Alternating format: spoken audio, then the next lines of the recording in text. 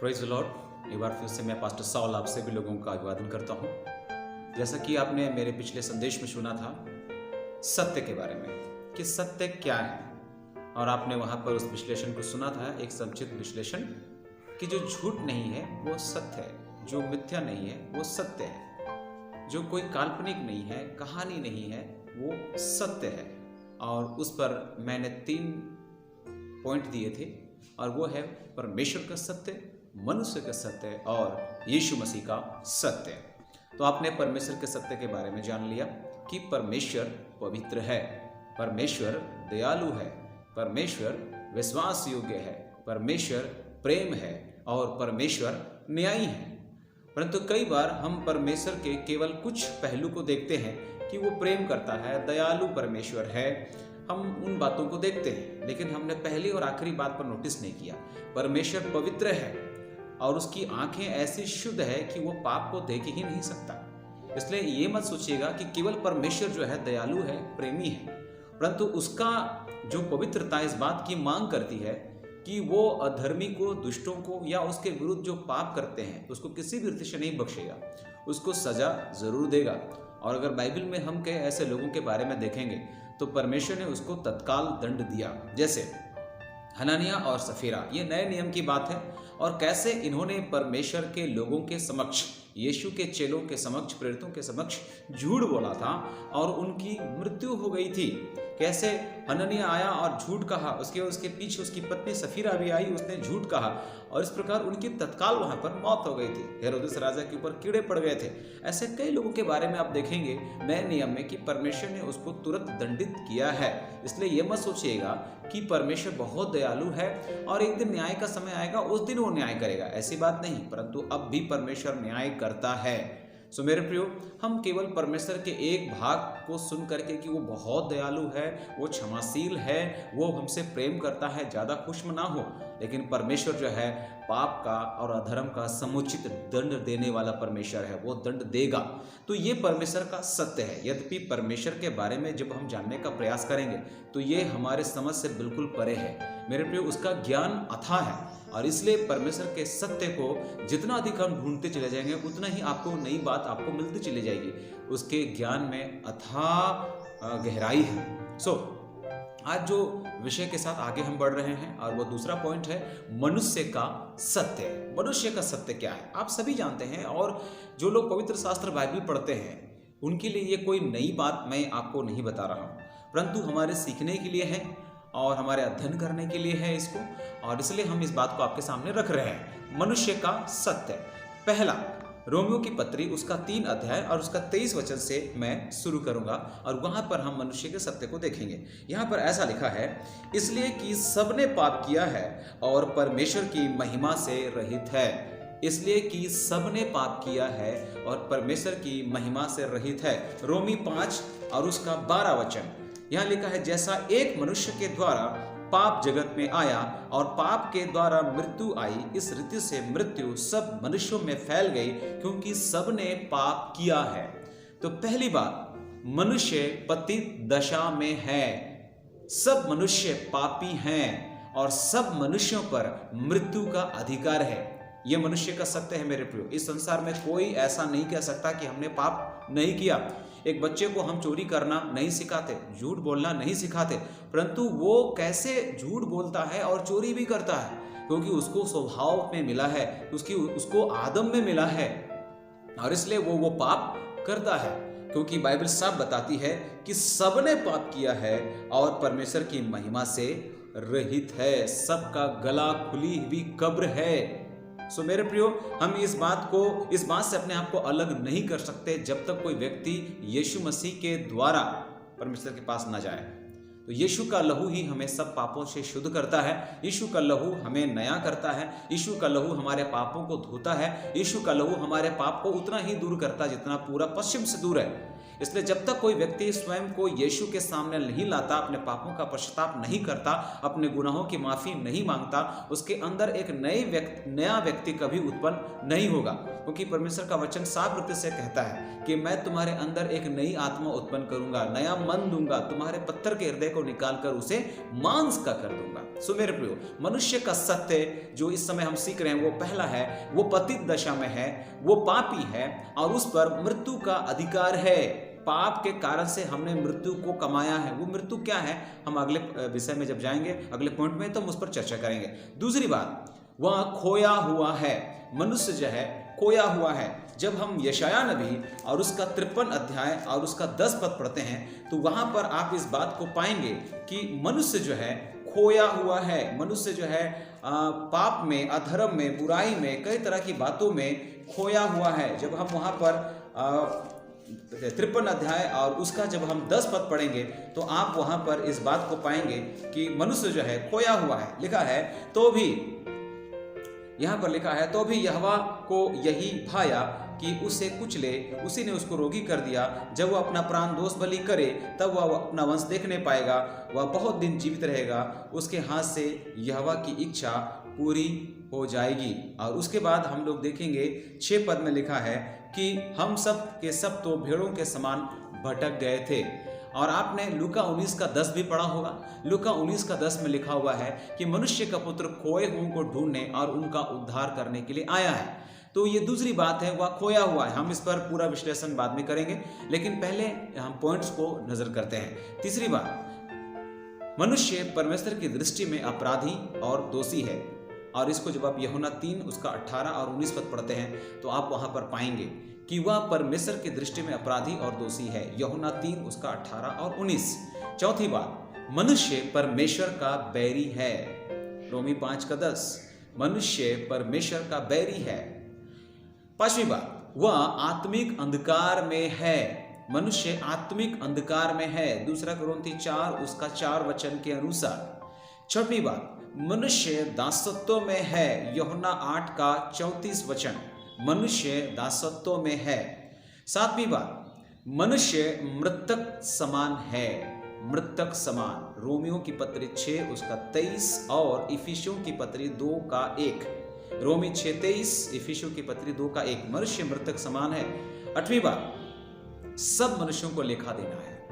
2 कुरिन्थी 5 का 10, सब मनुष्यों को, चाहे वो कोई भी क्यों ना हो, उसको लेखा देना पड़ेगा परमेश्वर के समक्ष। ये मनुष्य का सत्य है। अब हम पहले विषय पर, पहला जो पॉइंट है उस पर थोड़ा चर्चा करेंगे। पाप, मनुष्य जो है पापी है, वो पतित दशा में है और उस पर पाप की वजह से मृत्यु का अधिकार है। तो ये पाप क्या है?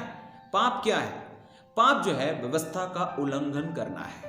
पाप व्यवस्था का उल्लंघन करना या व्यवस्था का विरोध करना है, पहला यूहन्ना 3 का 4 वचन के अनुसार। जब आप वहां पर पढ़ेंगे तो आप इस बात को पाएंगे कि पाप जो है वो परमेश्वर की व्यवस्था का उल्लंघन करना है, परमेश्वर की व्यवस्था को का विरोध करना है वहां पर। ऐसा आप बात को पाएंगे। आप उसको अपने अध्ययन के लिए जरूर निकालिएगा और उसको पढ़िएगा। वहां पर आप इस बात को पाएंगे कि ये जो पाप है ये व्यवस्था का उल्लंघन या व्यवस्था का विरोध करना है। जब आप पहला यूहन्ना उसका 3 और उसका 4 वचन पढ़ते हैं तो वहां पर लिखा है, जो कोई पाप करता है वह व्यवस्था का विरोध करता है और पाप तो व्यवस्था का विरोध है, ऐसा यहाँ पर लिखा हुआ है। हम प्रभु को धन्यवाद देते हैं। तो पाप क्या है? व्यवस्था का विरोध या व्यवस्था उल्लंघन करना। दूसरी बात पाप के बारे में कि पाप क्या है? लक्ष्य से चूकना, लक्ष्य से चूकना।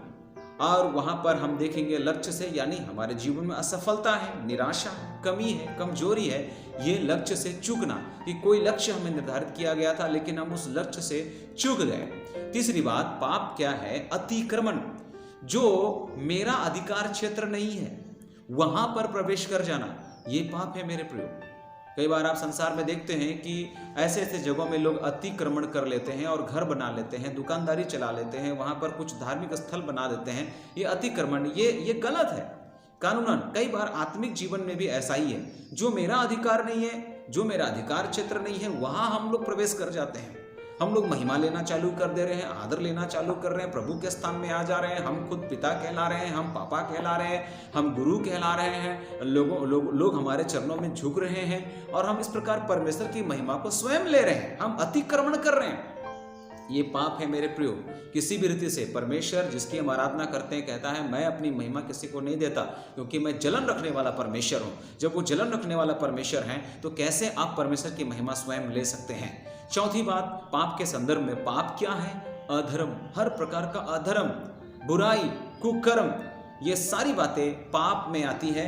जैसा कि पहला तिमोथी और उसका जब हम 1 अध्याय और उसका 9 वचन पढ़ेंगे तो लिखा है, यह जानकर कि व्यवस्था धर्मी जन के लिए नहीं पर अधर्मियों, निरंकुशों, भक्तिहीनों, पापियों, अपवित्र और अशुद्ध मनुष्य, माँ बाप के घात करने वालों, हत्यारों, व्यभिचारियों, पुरुषगामियों, मनुष्य के बेचने वालों, झूठ बोलने वालों और झूठी शपथ खाने वालों और इनके अतिरिक्त खरे उपदेश के सब विरोधियों के लिए ठहराई गई है। ये पाप है मेरे प्रियो। हर प्रकार की बुराई और कुकर्म और अधर्म पहला तिमोथी 1:9 के वचन के अनुसार पाप है। और उसके बाद पाप क्या है? अविश्वास। अविश्वास, परमेश्वर पर विश्वास न करना वो पाप है। परमेश्वर पर संदेह करना पाप है। परमेश्वर के वचन के विपरीत होना ये पाप है। जब हम इब्रानियों की पत्री 3 अध्याय उसका 12 पद पढ़ते हैं तो लिखा है, हे भाइयों चौकस रहो कि तुम में ऐसा बुरा और अविश्वासी मन ना हो जो तुम्हें जीविते परमेश्वर से दूर हटा ले जाए। ऐसा अविश्वासी मन ना हो जो तुम्हें जीविते परमेश्वर से दूर हटा ले जाए। यदि आप परमेश्वर से दूर हट गए हैं अपने विश्वास में कमी के कारण तो ये एक पाप है मेरे प्रियो। ये पाप का एक संक्षिप्त वर्णन था। अब हम देखते हैं मनुष्य खोया हुआ है। हमने इस विषय को देखा, इस पॉइंट को देखा था। मनुष्य खोया हुआ है। मनुष्य खोया हुआ है। कहां खोया हुआ है? स्वार्थ में। कहां खोया हुआ है? संसारिकता में। कहां खोया हुआ है? सुख विलास में। कहां खोया हुआ है? ज्ञान, नई खोज, नए नए प्रकार की खोज, नई नई चीजें जब मनुष्य आविष्कार कर लेता है तो वह इतना ज्यादा उसमें रम जाता है, इतना ज्यादा उसमें लीन हो जाता है कि आगे पीछे क्या हो रहा है कई बार उनको वो पता ही नहीं चलता। और कई बार मनुष्य का ये खोज घमंड का विषय हो जाता है। लोग खो गए हैं उन सारी चीजों में। आज जिस प्रकार से हमारे पास आधुनिक संसाधन है, इन सब बातों के बाद इंसान को लग रहा था कि अब जो है हमें परमेश्वर की कोई जरूरत नहीं, हमें बाइबल की कोई जरूरत नहीं। दुनिया बड़ी रफ्तार से भाग रही थी, है ना। उनका चक्का बड़ा तेजी से घूम रहा था। समय का पहिया को उन लोगों ने बहुत उसमें तेजी दे दिया था, लेकिन अचानक रफ्तार कम हो गई। और आज जो हालात से हम लोग गुजर रहे हैं मेरे प्रियो, कहीं ना कहीं इंसान को सोचने के लिए विवश हो जाना पड़ा कि ये हमने क्या किया। आज घर में ठहर करके लोग कहीं ना कहीं परमेश्वर के बारे में अब सोचने के लिए विवश हैं कि परमेश्वर है और हमने उसको समय नहीं दिया। मेरे प्रियो, लोग अपने ज्ञान में, नई नई खोज में इतना घमंड से चूर हो गए थे, इतना ज्यादा परमेश्वर से दूर हो गए थे कि उनके पास परमेश्वर के लिए वक्त ही नहीं था। सो मेरे प्रियो, इस प्रकार से मनुष्य कहीं खो गया था। मनुष्य स्वयं की धार्मिकता में खो गया था। आज भी है, हम स्वयं से धर्मी होने की कोशिश कर रहे हैं। शंका में खो गया, भ्रम में खो गया, अविश्वास में खो गया, अज्ञानता में खो गया। आप जानते हैं कि आप कहां पर खोए हुए हैं। कई बार इंसान बैठा होता है कहीं, लेकिन होता कहीं और है। लोग कहीं ना कहीं खोए हुए हैं। परमेश्वर तमाम उन खोए हुओं को ढूंढने के लिए, जो किसी ना किसी चीज में खोया हुआ है, उनको ढूंढने के लिए और उनका उद्धार करने के लिए अपने पुत्र यीशु को इस जगत में भेजा। अगला विषय पर हम बात करेंगे, अपराधी या दोषी कौन है। अब अपराधी और दोषी हम लोग देखते हैं मनुष्य की दशा क्या है। वह परमेश्वर की दृष्टि में अपराधी और दोषी है। जैसा कि यूहन्ना 3 अध्याय और उसका जब हम 18 वचन पढ़ते हैं तो आप वहां पर इस बात को पाएंगे कि मनुष्य जो है वो दोषी है, मनुष्य जो है वो अपराधी है। वहां पर जब आप पढ़ेंगे तो लिखा है कि जो उस पर विश्वास करता है उस पर दंड की आज्ञा नहीं होती, परंतु जो उस पर विश्वास नहीं करता वह दोषी ठहर चुका।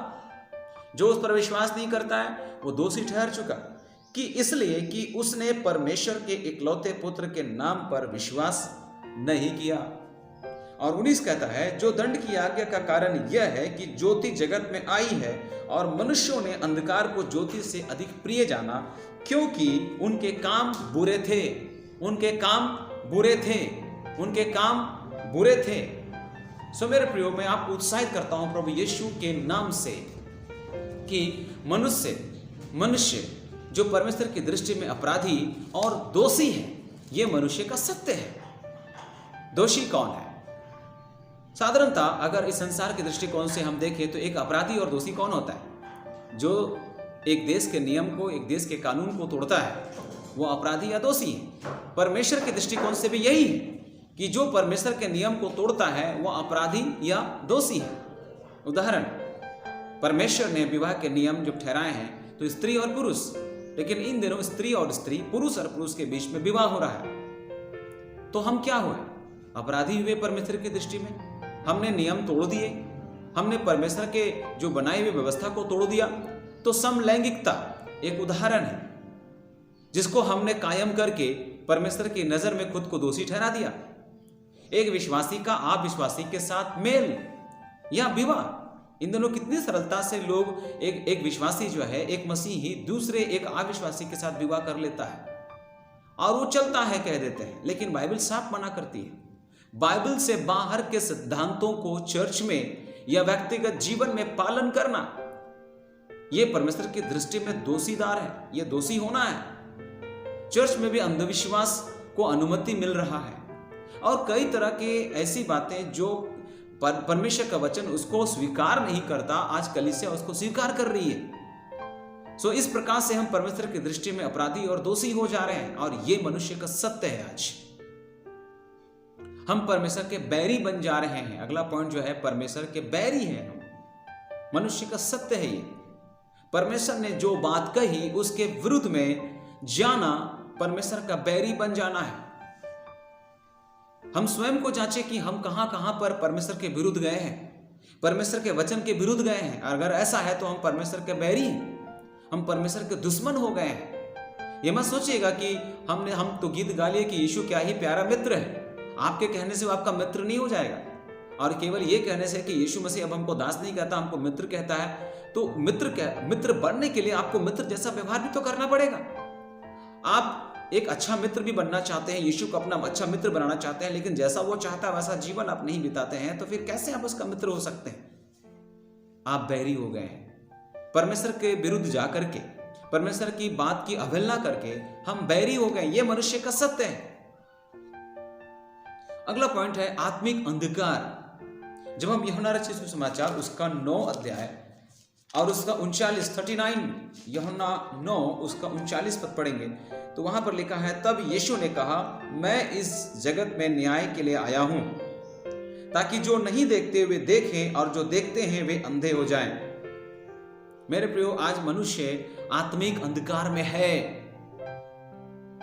यह आत्मिक अंधकार क्या है?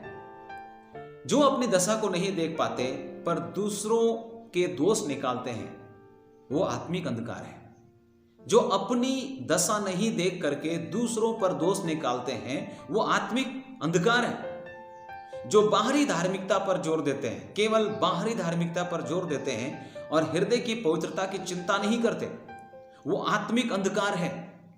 केवल धार्मिक, जैसे सदुकी और फरीसी लोग करते थे यीशु मसीह के समय में, कि वो लोग चूना फेरी हुई कब्र थे, लोटा को ऊपर ही ऊपर मांजते थे। केवल कुछ धार्मिक क्रियाकलाप कर लेने से हम धर्मी नहीं हो सकते। केवल चर्च जा करके अपनी उपस्थिति हर संडे दे देना, बाइबल पाठ कर लेना और उससे प्रार्थना कर लेना, इतना काफी नहीं है हमारी धार्मिकता के लिए। केवल बपतिस्मा और केवल और कई तरह के कलीसियाई संस्कार के अनुसार से हम धर्मी नहीं हो सकते। आज कई बार हम सोचते हैं कि इन बातों के द्वारा हम धर्मी हो जाएंगे, लेकिन क्या हम परमेश्वर की इच्छा के अनुसार हैं? यीशु मसीह ने कहा, हे प्रभु कहने वाले हर एक स्वर्ग राज के वारिस नहीं हो सकते, परंतु वही जो उसकी इच्छा के अनुसार होते हैं। परमेश्वर की इच्छा को कभी हमने जाना कि उसकी इच्छा है क्या? उसकी इच्छा क्या है? क्या केवल बाइबल पढ़ लेना, केवल बपतिस्मा ले लेना, केवल प्रार्थना कर लेना, केवल ये नहीं है, परंतु परमेश्वर के वचन की हम अवहेलना कर रहे हैं। कई ऐसी चीजों को हम कलीसिया में अनुमति दे रहे हैं, हम संसार के साथ समझौता कर रहे हैं, परमेश्वर के नियम के विपरीत हम चल रहे हैं। तो इसका अर्थ है कि हम आत्मिक अंधकार में हैं। पौलुस कहता है उसके बाद, ये आत्मिक अंधकार क्या है? शब्दों पर तर्क वितर्क करना। जो शब्दों पर तर्क वितर्क करते हैं पर जिन बातों को समझते ही नहीं उन पर विवाद करते हैं, तो इसका मतलब है वो आत्मिक अंधकार में है, बस शब्दों पर तर्क कर रहा है। दूसरा तिमोथी और उसका जब आप 2 अध्याय पढ़ेंगे तो वहां पर मैं आपके लिए पढ़ना चाहूंगा दूसरा तिमोथी में और उसका 2 अध्याय और उसका 14 और 16 वचन। यहां पर पौलुस एक जवान सेवक तिमुथियुस को ऐसा बोलता है कि इन बातों की सुधि उन्हें दिला और प्रभु के सामने चिता दे कि शब्दों पर तर्क वितर्क ना किया करे। और लिखा है जिनसे कुछ लाभ नहीं होता वरन सुनने वाले बिगड़ जाते हैं। 16 में लिखा है पर अशुद्ध बकवाद से बचा रह, क्योंकि ऐसे लोग और भी अभक्ति में पड़ जाएंगे। उनका वचन सड़े घाव की तरह फैलता जाएगा। तर्क वितर्क, शब्दों पर तर्क वितर्क ना करें, क्योंकि उनसे परेशानी होता है, उनसे समस्या और बढ़ती है। तो ये आत्मिक अंधकार में जो लोग हैं वो लोग शब्दों पर तर्क वितर्क करते हैं। आत्मिक अंधकार क्या है? जो शरीर की बातों पर मन लगाते हैं और आत्मा की फिक्र नहीं करते, जो केवल शरीर की बातों पर मन लगाते हैं और आत्मा की फिक्र नहीं करते, वो आत्मिक अंधकार में है। जो दूसरों को आज्ञा और आदेश देते पर स्वयं उस पर नहीं चलते, वो आत्मिक अंधकार है। जो वचन को सही रीति से नहीं समझ पाते, ये आत्मिक अंधकार है। सत्य को अधर्म से दबाते हैं, वो आत्मिक अंधकार है। ये आत्मिक अंधकार है। अगले पॉइंट पर हम चर्चा करेंगे मनुष्य का सत्य। वो मनुष्य दासत्व में है। दासत्व किन बातों में? जब हम भजन संहिता उसका 10 अध्याय 1 से लेकर के हम आगे पढ़ना प्रारंभ करेंगे तो कई बातें आपको वहां पर मिलेंगी। आप अपने अध्ययन के लिए भजन संहिता 10 अध्याय उसको 1 से आगे पढ़िएगा। दासत्व किन बातों में? स्वार्थ। हम केवल अपने फायदे के बारे में सोचते हैं, हम केवल अपने लाभ के बारे में सोचते हैं, हम बाहर वालों की क्या कहें। यहां तो कलीसिया में ऐसी बातें हैं, कलीसिया के अंदर स्वार्थ की बातें हैं। एक सेवक केवल अपनी कलीसिया के बारे में सोचता है, मेरी तेरी, मेरा चर्च, तेरा चर्च। हम इस प्रकार की बातों में बटे हुए हैं। सब अपने फायदे की बात करता है, मेरा लाभ कैसे होगा, मेरा फायदा क्या होगा। केवल यही, आत्मा बचाना, आत्माओं को जितना प्रभु के राज में लाना, इससे कम कि मेरा इससे प्रॉफिट क्या है। मेरा तेरा वाली बात आज भी चल रही है। मेरा सीमाना तेरा सीमाना, मेरा चर्च तेरा चर्च, मेरा पास्टर तेरा पास्टर। सब स्वार्थी हो गए हैं, सबने अपने अपने हिस्से की सारी चीजें बांट रखी है। अहंकार, आज लोगों को अहंकार है। किसी को अपने सुंदरता पर अहंकार है, किसी को पैसे पर अहंकार है, किसी को बैंक बैलेंस पर अहंकार है, किसी को अपने परिवार का, किसी को अपना बैक सपोर्ट का, न जाने किन किन बातों का, डिग्री का, शिक्षा का, न जाने किन किन बातों का अहंकार घमंड भरा पड़ा है लोगों के अंदर। लोग उसके दासत्व में, लोग उसकी गुलामी में, उससे निकल नहीं पाते। सब इंसान के अंदर है। आप अगर ऐसा आपके जीवन में है तो आप दास हैं, आप गुलामी में हैं। क्रोध के, कई बार लोगों का क्रोध कंट्रोल नहीं होता, क्रोध नियंत्रित नहीं होता। गुस्से में आकर के न जाने वे लोग क्या क्या बातें कह देते हैं। गुस्सा कंट्रोल नहीं होता। लालच, परमेश्वर का वचन हमें लालच से रोकता है, किसी प्रकार का लालच नहीं करना। तो ये लालच हमारे जीवन में है ना। झूठ, आलस्यपन, हम इसकी गुलामी में हैं, हम इसके दासत्व में हैं। गलत संगति, बुरी आदतों, कई चीजों की गुलामी में हम हैं, कई चीजों के दासत्व में है। अब आप देखिए आप किन किन चीजों की गुलामी में है। आजकल लोग मोबाइल की गुलामी में है, शराब की गुलामी में है, नशे की गुलामी में है, न जाने और किन किन आदतों के गुलामी में है। यह मनुष्य का सत्य है मेरे प्रियो। लोग गुलाम है, लोग दासत्व में है। आज भी दासत्व का जीवन, जबकि परमेश्वर का वचन कहता है मसीह ने तुम्हें स्वतंत्रता के लिए स्वतंत्र किया है, अतः इसी में स्थिर रहो और फिर दासत्व के जुए में न जुटो। हम स्वतंत्र होने के लिए बुलाए गए हैं, लेकिन न जाने किन किन बातों से आज भी लोग बंधे पड़े हैं। यह मनुष्य का सत्य है। हमको जांचने की आवश्यकता है खुद को। मनुष्य मृतक समान है, मनुष्य मृतक समान है। इसका अर्थ क्या है? मृतक होने का मतलब क्या है? देखते हुए भी नहीं देखते, समझते हुए भी नहीं समझते। आपने देखा होगा कई बार शराब के ये में ऊपर में ही लिखा रहता है कि ये स्वास्थ्य के लिए हानिकारक है। जब लोग गुटखा तंबाकू खाते हैं तो बाहर में ही बिच्छू का निशान दिया जाता है। क्या वो लोग नहीं देख पाते? जब हम रोज उस पैकेट को खरीद रहे होते हैं तो क्या हमारी दृष्टि उस पर नहीं जाती? देखते हुए भी नहीं देखते और समझते हुए भी नहीं समझते। ये मृतक समान है। ये लोग कोशिश करते हैं कि व्यवस्था द्वारा धार्मिकता को हम पा लेंगे। व्यवस्था द्वारा आप धार्मिकता को नहीं पा सकते, अनुग्रह ही हमें बचा सकता है। गलतियों की पत्री 2:10 वहां पर इस वचन को आप पाएंगे। भले कामों द्वारा उद्धार पाने की आशा करते हैं लोग, कोशिश करते हैं लोग कि हम भले काम के द्वारा उद्धार पा लेंगे। जब आप दूसरा तिमोथी उसका 1 और उसका 9 पढ़ते हैं तो वहां पर लिखा है, जिसने हमारा उद्धार किया और पवित्र बुलाहट से बुलाया, और यह हमारे कामों के अनुसार नहीं। हमें जो बुलाया गया है, हमारा जो उद्धार हुआ, हमारे कामों के अनुसार नहीं, पर उसके उद्देश्य और उस अनुग्रह के अनुसार है जो मसीह यीशु में सनातन से हम पर हुआ है। परंतु लोग सोचते हैं कि हम अपने कामों के द्वारा उद्धार पा सकते हैं, अपने कामों से परमेश्वर हम पर अनुग्रह कर देगा। नहीं।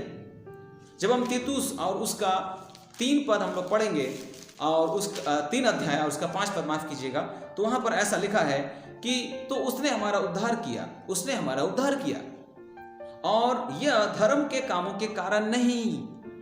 हमारा उद्धार हमारे धर्म के कामों के कारण नहीं, पर परमेश्वर का वचन कहता है हमारे धर्म के काम तो मैले चिथड़ों के समान है।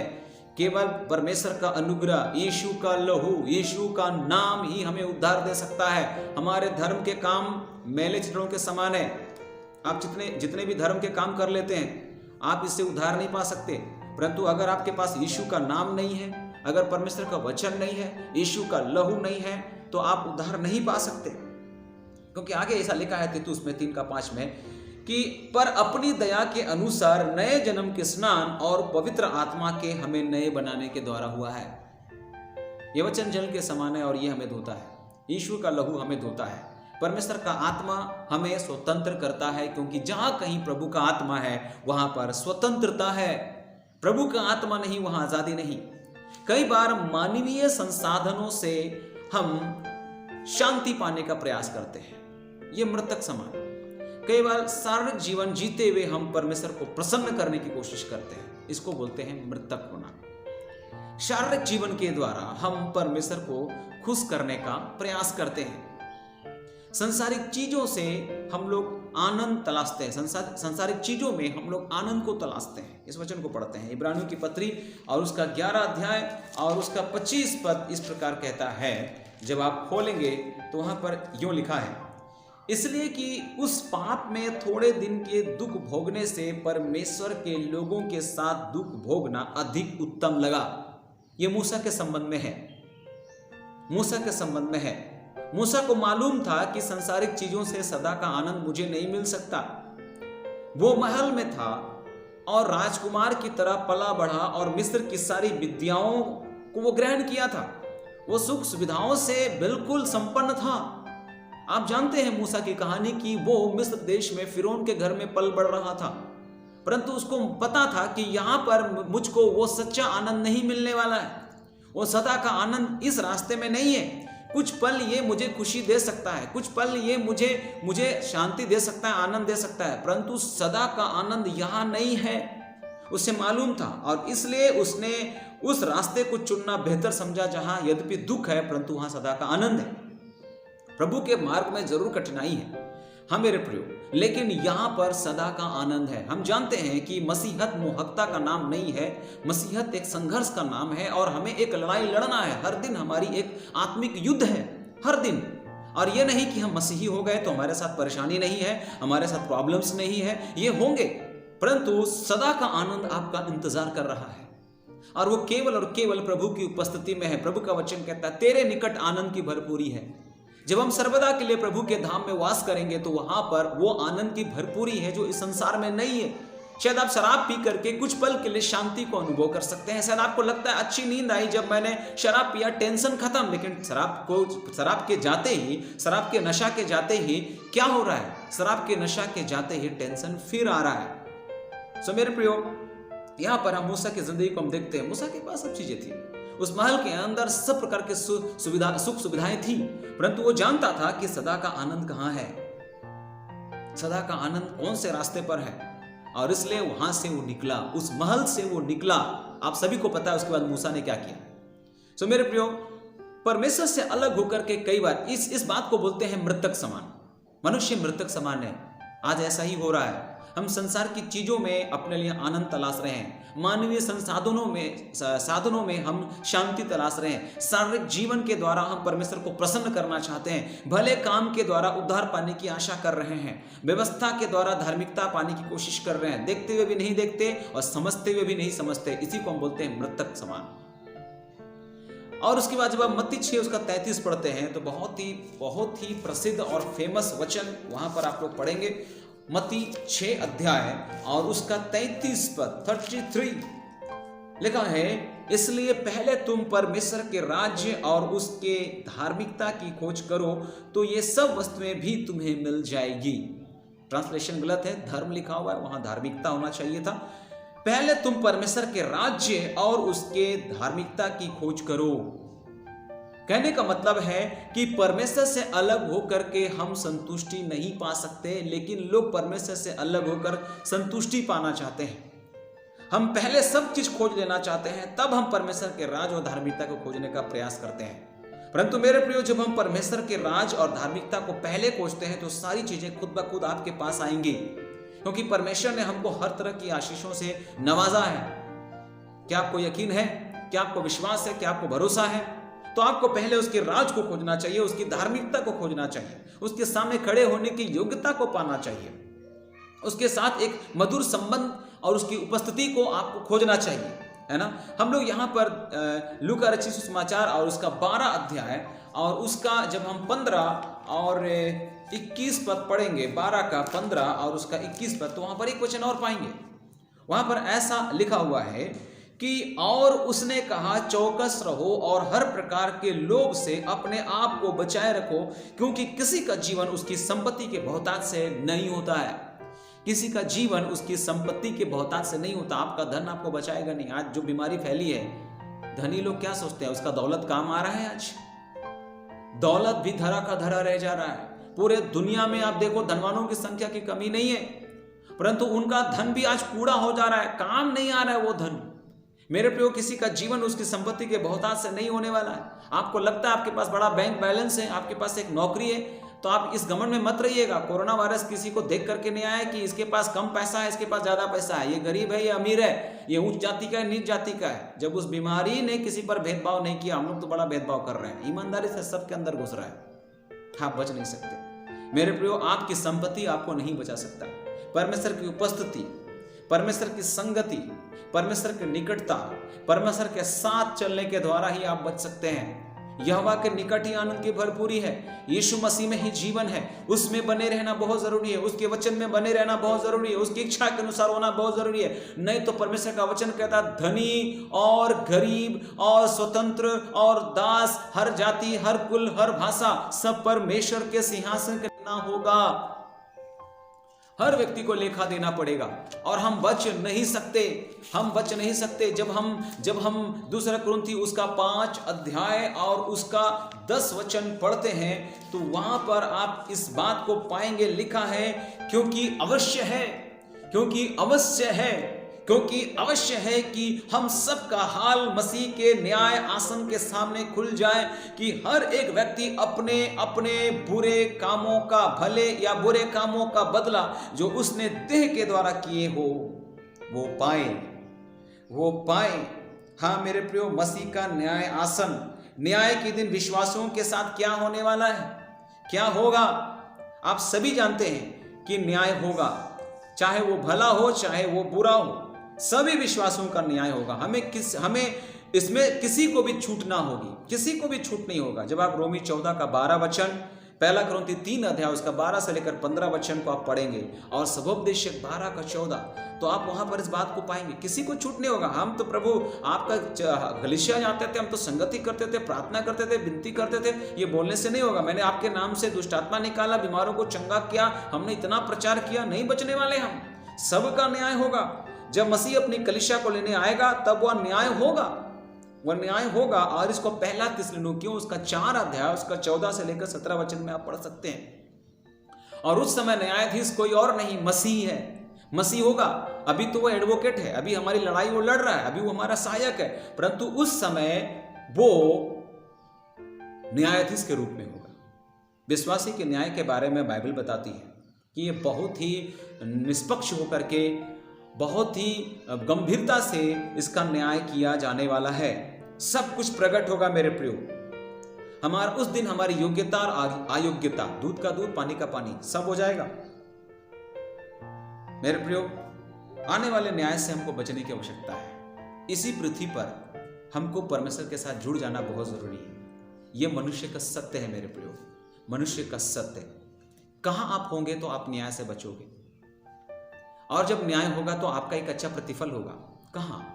केवल मसीह में, केवल उसके वचन में, केवल उसकी संगति में, केवल उसकी निकटता में। इसलिए मनुष्य जीवन की प्राथमिकता यह है कि वो परमेश्वर की संगति करे, परमेश्वर के लोगों के साथ संगति करे, उसके लोगों के साथ सहभागिता रखे। ये बहुत जरूरी है मेरे प्रियो। परमेश्वर आप लोगों को बहुत आशीष करे। ये मनुष्य का सत्य है। यद्यपि इस विषय पर बहुत बातें हो सकती है, परंतु यहाँ पर मैं अपने संदेश को विराम देता हूँ और आप सभी लोगों को उत्साहित करता हूँ कि जबकि न्याय का आरंभ हमसे होने वाला है तो हमको कैसे जीवन जीना चाहिए। प्रभु आप लोगों को सद्बुद्धि प्रदान करे और भी सत्य को जो मनुष्य के संदर्भ में है जानने के लिए मदद करे। मैंने केवल एक आउटलाइन आपके सामने रखा है और आप इस पर और खोज कर सकते हैं। ये समय बहुत ही अच्छा है कि जब हम लॉकडाउन में हैं तो आप नी डाउन कर लीजिए, अपने घुटने को टिका लीजिए। ये लॉकडाउन में ये नी डाउन होने का टाइम हमको दिया गया है। आपको उत्साहित करते हैं, घुटनों में आइए और प्रभु से पूछिए कि प्रभु मुझे क्या करना है, प्रभु आप मुझसे क्या चाहते हैं, आपकी इच्छा क्या है, मुझे सिखाइए, मुझे बताइए। इन वचनों के द्वारा एक दूसरे को शांति दीजिए। आप सभी लोगों को मेरा मसीही नमस्कार। जय मसीह की। Praise the Lord. Yeshu Sahay.